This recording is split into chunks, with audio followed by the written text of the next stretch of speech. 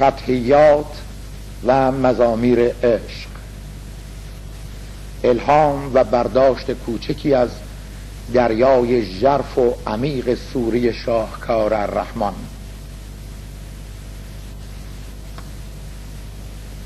ای ذات تو لا یزال سبحان، وی وصف تو فوق وهم انسان، بیرون ز کلام و حرف و ارقام، بر طرز خیال و حدس و ایقان، مستغنی حمد و ذکر و تسبیح، حی و صمد و حمید و منان.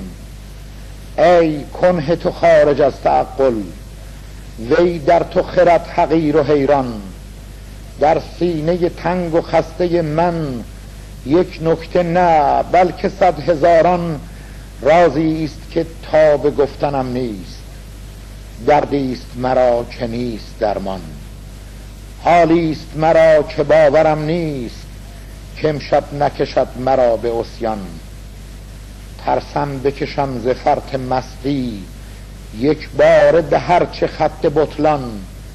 این درد نهان چسان بگویم، ای جان مرا تو درد و درمان. لب بسته زبان خموش و صامت، اما ز درون چو کوره تفتان. از بستن لب مرا چه حاصل، من خاموشم اندرون خروشان. این جوش و خروش میل سرکش، وین آتش اشتیاق و طغیان.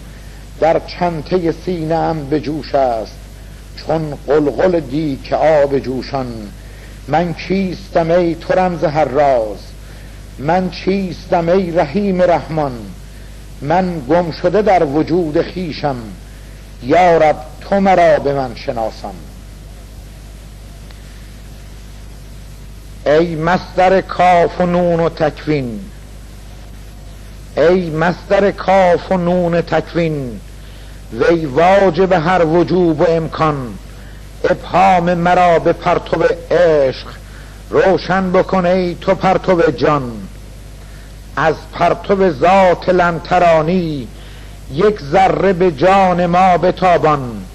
من محو حجاب عقل خویشم، ما را برهان ز عقل و برهان.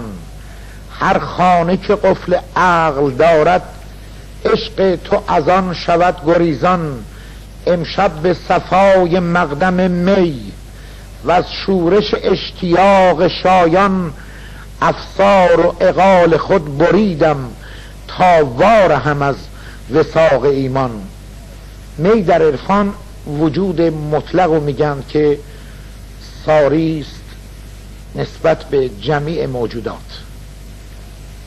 امشب به صفای مقدم می، و از شورش اشتیاق شایان. افسار و عقال خود بریدم، تا وارهم از وثاق ایمان. با تیشه عشق خانه عقل، کردم ز بن و ز پایه ویران. در اینجا باز مجبورم توضیح دیگه بدم.